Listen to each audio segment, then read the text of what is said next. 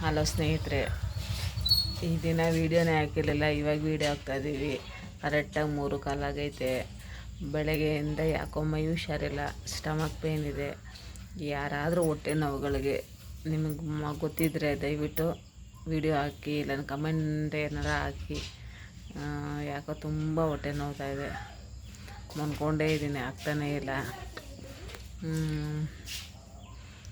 ಆಮೇಲೆ ತಿನ್ನೋದೂ ಅಷ್ಟೇ, ಏನು ಆಹಾರ ತಿನ್ನಬೇಕು, ಏನು ಆಹಾರ ತಿನ್ನಬಾರ್ದು ಅಂತ ಹೇಳಿ.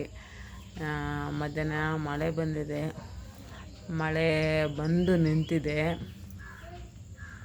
ಇವಾಗ ಒಂದು ಸ್ವಲ್ಪ ತಣ್ಣಗಿದೆ. ನನಗೆ ಬೇಸಿಗೆ ಕಾಲ ಬಂತು ಅಂದರೆ ಆಗೋದಿಲ್ಲ.